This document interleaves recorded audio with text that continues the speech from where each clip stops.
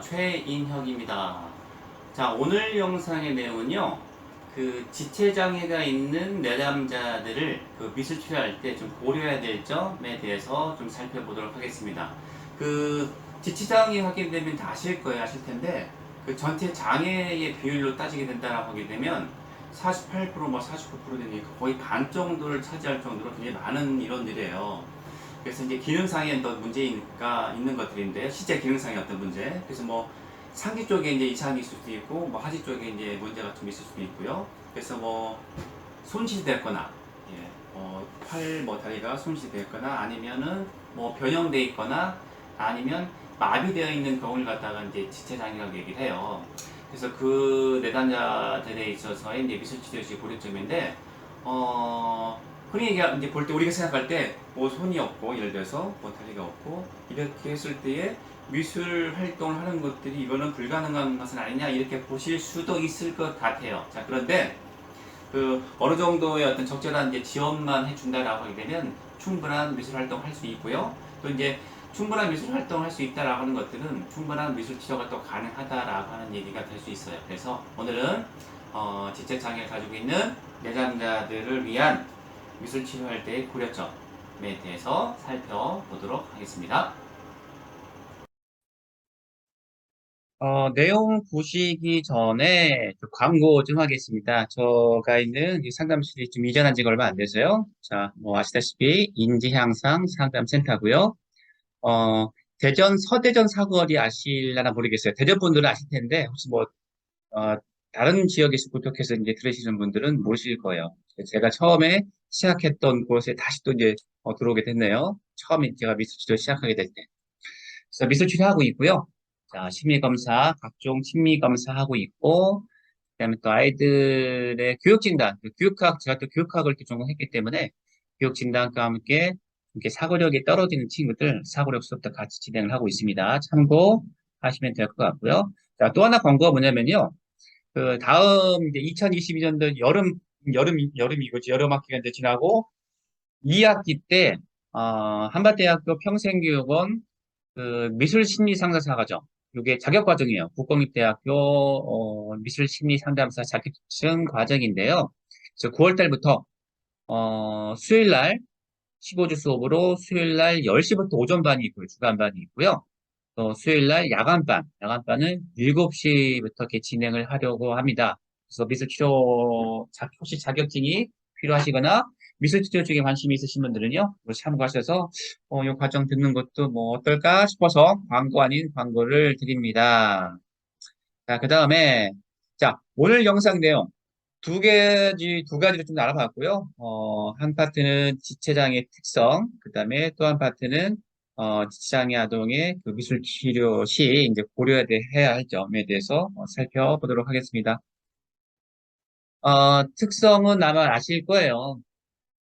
근데 지체장애라고 하는 것들이 그 외상으로 인한 앞에서 이렇게 잠깐 말씀드렸겠지만 상기 쪽에 하지 쪽에 손실이라든지 아니면 마비 아니면 변형이 되어 있는 어떤 그런 상태인데 이러한 신체 일부의 상실이 이렇게 죽음과 견줄 만큼 많이 힘들다라고 그래요. 그래서 신체적으로나 정서적으로나 굉장히 큰 어떤 고통을 갖고 있다라고 합니다.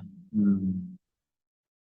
자, 그래서 이런 어떤 내용 때문에 사회로부터의 어떤 배제 경험, 저희가 배제한다라고 하는 게 아니라 본인이 그렇게 이제 느끼는 것들이겠죠. 좌절감 이런 것을 갖다가 느끼기 때문에 이 지체장애 같은 경우에는 생각보다 불안이라든지 어떤 공격성 아니면 열등감 이런 식의 어떤 정서적인 문제가 따라오고요. 그래서 이런 문제 때문에 굉장히 심리적으로 좀 취약하다라고 볼 수가 있는 거예요. 그리고 자, 이거부터는 잠깐 가려야 되겠네요. 자, 고려돼야 할 점입니다. 일단은 이렇게 말씀을 좀 드리고 싶어요. 로엔필드 미술 치료나 아니면 미술을 공부하셨던 분들 로엔필드라고 아실 텐데 그 모든 인간은 창의적인 정신을 가지고 태어났다라고 하는 것들이고요. 그래서 어 뭐라고 할까? 진실한 믿음? 어, 그러니까는 치료사가 내담자한테 진실한 믿음을 가지고 그 아이들한테 뭔가가 마음이 전해질 때 어떤 긍정적인 효과가 있는 거 아니겠어요, 그죠? 그래서 예술이라고 하는 이 틀 안에서 이 자유, 이 미술 치료 시 어떤 자유를 허락한다라고 하게 되면요, 아이들이 스스로 무엇을 할지를 갖다가 선택할 수 있다, 선택할 수 있는 능력이 있다라고 믿으셔야 될 것 같아요. 그래서 이제 그러기 위해서는 이제 뭐 미술의 개념을 갖다가 좀 확장을 시켜야 된다라고 이렇게 말씀을 좀 드리고 싶어요. 예를 들어 팔이 없는 아이가 발로 여러 가지 물건을 갖다가 붙여서 만드는 것, 이런 것들, 아니면 또 정신이란이 있는 아이가 물감을 갖다 슥슥 문질러서 이렇게 바르는 거, 뭐 이런 것들도 하나의 어떤 미술 작품이라고 좀 봐야 된다라고 하는 것, 그렇게 말씀을 좀 드리고 싶고요. 아니면 왜, 아이들 왜 종잡을 수 없으면, 쫑알쫑알거리고 제잘 그리는 거 있잖아요, 그죠? 이런 것들도 우리가 말로 이해하잖아요. 그렇듯이, 이러한 활동도, 미술로 좀 저희가 이해를 해야 되지 않겠냐라고 하는 것들이에요. 그래서 이 심각한, 신체 장애가 있는 아이들의 경우 같은 경우에는, 뭐, 미술지를 가지고 어떤 형태도 만들지 못하고 또 어떤 감각적인 놀이를 하는 게 전부일 수도 있어요. 전부일 수도 있겠지만, 그렇다고 해서 그러한 즐거움이라고 할까요? 그러한 즐거움을 갖다가 저희는 차단할 이유는 없다라고 보고요. 그래서 그런 아이들에게 좀 이해하기 좀 쉬운 작품을 또 만들라고 이렇게 강요하는 것들도, 예, 이것도 저는 좀 부당하다라고 좀 봐요. 뭐 이를테면은 어떤 아이들은요, 어, 뭐 이미 왜 이렇게 외곽선이 그려져 있는 것들, 그런 거에 이렇게 죽어서 색칠하도록 한다든지 이런 것들, 이런 활동은요, 발달 수준이 낮은 아이들에게는 미안하지만 저는 아무런 소용이 없다라고 봐요. 이게 나오나, 이게? 그런 거 없네. 없다라고 보고요. 그래서 아이가 그 미술 재료를 갖다가 자유롭게 하고 싶은 활동을 하는 것보다 누군가 미리 그려놓은 어떤 경계선 안쪽에 색칠하는 것이 어떻게 보면 우리 지금으로서는 그게 올바른 것으로서 이 풍토가 자리 잡았다라고 할까? 이거는 좀 모순적이다라고 저는 이렇게 보는 것이고요. 그것도 부당한 거라고 봐요. 그래서 그 전통적인 방식의 색칠하기는 장애아동 또 지금처럼 지체장애를 갖고 있는 친구들한테는 죄송하지만 별다른 도움이 되지가 않습니다. 그래서 아이들이 가능한 한 모든 범위의 미술재를 갖다 도구를 갖다가 스스로 통제를 하면서 다룰 수 있는 기회를 제공해 줘야 되지 않겠나 이렇게 생각을 좀 하고 있고요. 또 이럴 수도 있을 것 같아요. 또 지체장애를 가진 이 친구들한테 진짜 막 온 마음을 다해서 공감하는 것들이 쉽지는 않아요. 쉽지를 않겠지만, 쉽지 않겠지만, 그래도 이 사고로 부정적인 어떤 사고로 갑작스럽거나 아니면 미수출할 때 말이에요. 아니면 기괴하거나 아니면 또 지저분한 행동을 할 수도 있어요. 하지만 이게 이제 뭐 해를 끼치지 않는 부분이 있다라고 하게 되면요. 그런 부분도 순수하게 받아들여 주시길 바랍니다. 그 이유는 아시겠죠, 그죠? 정서적인 어떤 고통, 외로움, 화, 분노 이런 것들도 같이 가지고 있기 때문에 그렇다라고 하는 것들이에요. 그래서 재료를 탐색하면서 장난치고 또 완성하지 않더라도 이걸 수용해 주시기 바랍니다. 냄새를 맡본다든지, 냄새를 갖다가 킁킁거리고 또 맛을 보고 아니면 미술 매치를 갖다가 두드리고 아니면 뭐, 물감 같은 거 이렇게 짜쓰고 일부러 많이 짜고 문지르고 이런 활동을 해요. 가끔씩 하는데 이런 것도 받아들여 주시면 어떨까라고 하는 것들이에요. 아시겠죠?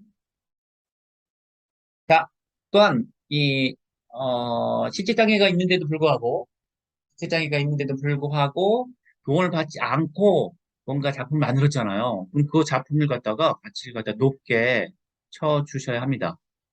또 앞에서도 잠깐 말씀을 드렸겠지만 또 온순해 보이는 또 유순해 보이는 지체장애 아동들인데요.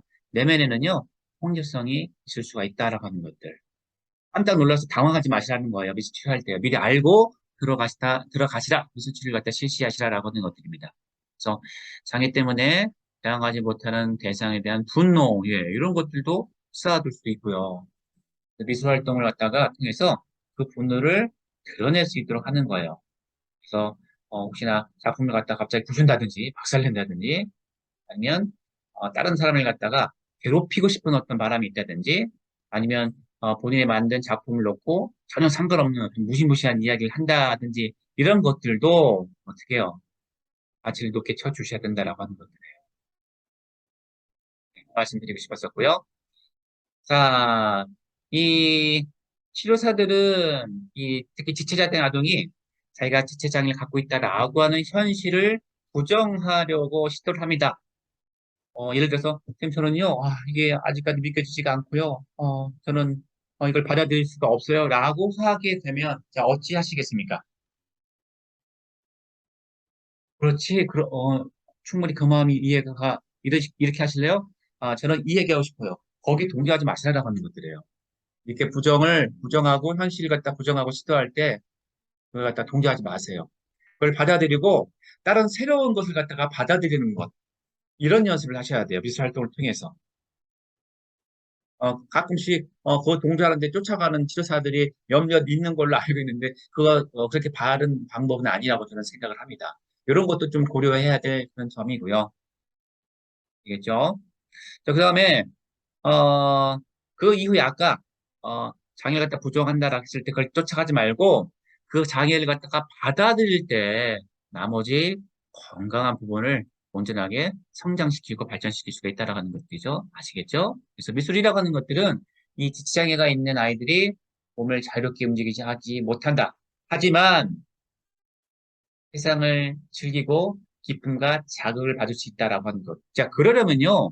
쉬운 매체, 뭐 테두리 이런 거 하지 마시고 미술 재료와 도구를 갖다가 통제해 볼 수 있는 기회를 제공하라. 이게 뭐냐면요. 그냥 이렇게 미술 재료 이렇게 쌓아 놓으세요. 마음에 드는 것, 자, 돌아가면서 다 활용할 수 있도록 그러한 기회를 갖다가 제공해 주시다라고 하는 것. 말씀을 꼭 드리고 싶었습니다. 자, 그 다음에요. 물론 지체장애가 있는 아동을 위해서 미술 활동이나 이 미술 매체는요, 신체 능력을 갖다 개선시킨 것 이상의 어떤 가치를 갖고 있습니다. 어떤 것? 신체적으로 불가능한 정신 활동을 갖다가 수행할 수 있도록 도움을 주기 때문에라고 하는 것들. 이게 미술 매체가 갖고 있는 하나의 어떤 힘이라고 생각을 해 봅니다. 자, 이렇게 해서 마무리를 하도록 하겠습니다. 자, 다음 영상 또 다른 내용으로 만나 뵙도록 하겠습니다. 감사합니다.